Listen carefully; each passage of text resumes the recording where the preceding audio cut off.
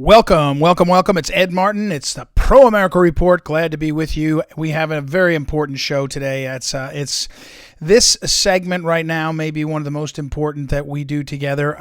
Again, it's great to be with you. Ed Martin here in the Pro America Report. Thank you for listening. Thank you for being a part of this. Please visit proamericareport.com, proamericareport.com, and get yourself signed up to get my daily wink. What you need to know, daily wink, the wink.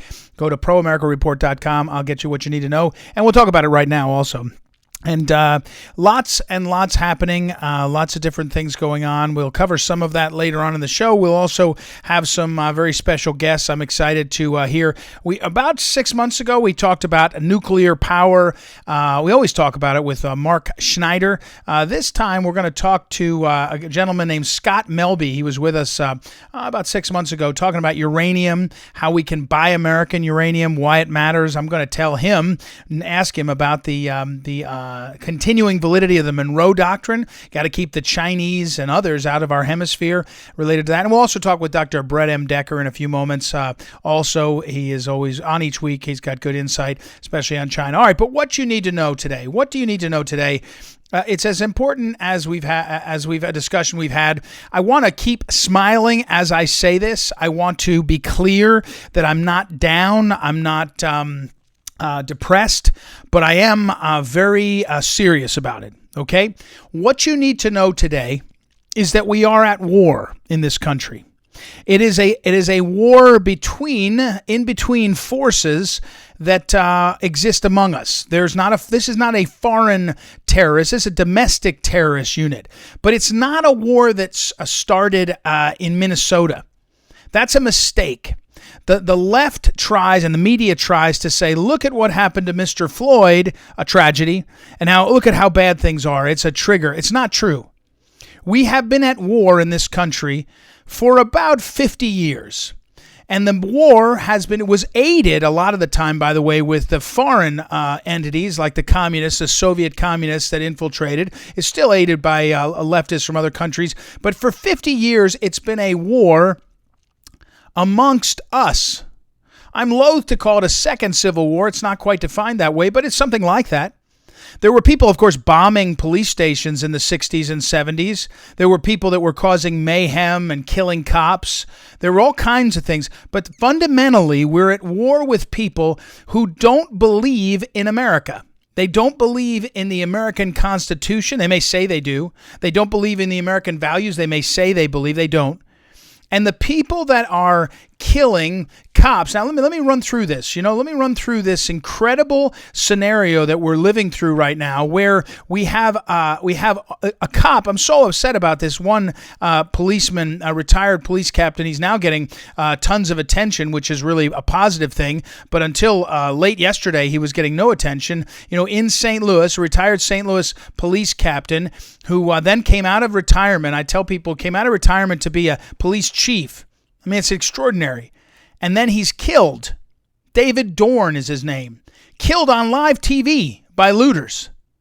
His wife, Anne Marie Dorn, said that he was running towards the problem. His friend owned the shop, and he went there and he was killed. It's an incredible tragedy. Down in Louisville, Kentucky, National Guardsman killed. Over in Oakland, California, federal officer killed. Indianapolis, 2 people killed over the weekend, including a former football player for Indiana. By the way, most of these, Iowa, another one in Iowa, killed. In Minneapolis, of course, there's been killed. Mr. Floyd was killed, but then others were killed. Calvin Horton is the name of one. He's shot outside of a pawn shop he's defending. Now listen, and by the way, he's a black man defending the pawn shop owned by a white friend of his. In Omaha, Nebraska, in Detroit, in suburban Chicago. Now listen to what I'm trying to tell you. These people are trying to take away our America. These people, and it's not the people that are protesting in fear.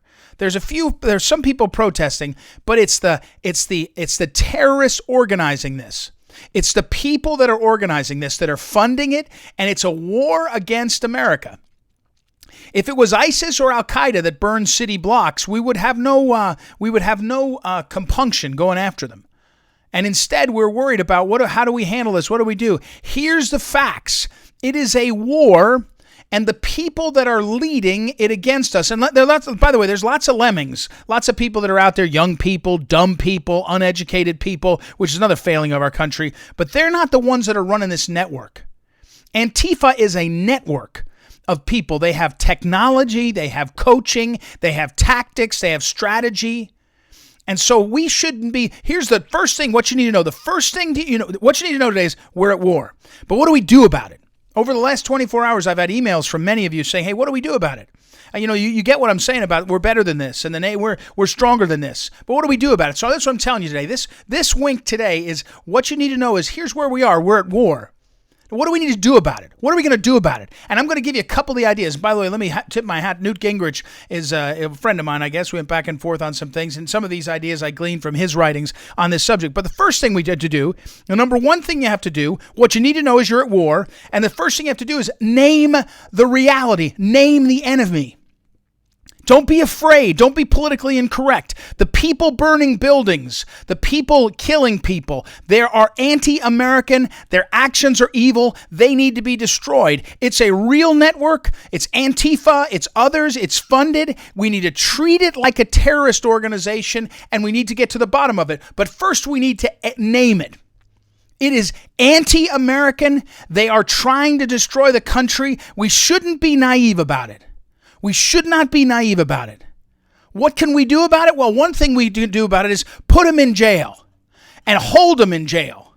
If you're at war, if you're in a war, you decide later how to handle habeas corpus. By the way, I'm not saying suspend habeas corpus. I'm saying you decide later how much of a break people get, how much control. If you're at war, you've got to get control of the situation. There shouldn't be any bail ever.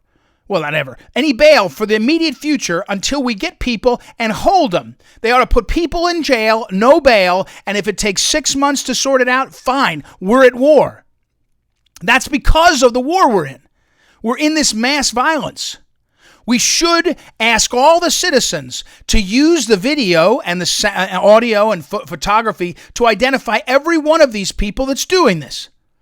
I'm not talking about some of them. I'm not talking about a few of them. I'm not talking about the worst of them. If you love America, you need to use the technology we have to go ahead and identify who these people are and what they've been doing. And we can do that. We have the ability to do that. That's what we have to do. Once we know that, what you need to know, we're at war. We're at war. The people that are attacking us are anti-American. They're trying to take us down. And what can we do? Well, there should be no bail for any of them. Put them in jail right away and wait. Get the streets cleared off. We should use video, photography, anything else. We have to make sure that we protect our streets. We have to use any power we have, national emergency power, whatever it is, to secure our streets. And we have to, in the places where they're failing, we have to bolster them. It's no time. I know, I love Julie Kelly, but she says, let the cities that have failed governments just fail. You can't do that. You can't do that. The fact is that we have to have massive strength brought to bear. We have to get control of the situation, and we have to not be afraid. We have to demand from our politicians. We don't demand martial law. We don't demand bullies. We don't demand dictators. We demand protection for our nation. And if we do this, if we use the technology that exists, we all get in the spirit of identifying these people, these terrible people that are killing and destroying the country, not laughing about it. Oh, there's a man with a TV. No, that's my cousin, Kevin. And Kevin lives over here. That's what we need to do. And don't tell me, Kevin's just a misguided guy. If you're joining the gangs that are trying to take down the country, you're on the wrong side, not just of history, you're on the wrong side of this war. So you got to get on the right side or you got bigger trouble. What you need to know is we're at a war now with anti-American entities that are trying to take this country down. And we've got to use every single tool to get serious. We have to use massive force to get control. We have to put people in jail without bail. We have to use technology and identify people. We have to step up and recognize the threat to us. It's not a threat from Minnesota last month. It started 50 years ago, and it's undermining our country. We'll take a break and be right back. It's Ed Martin here in a Pro America Report. Be right back.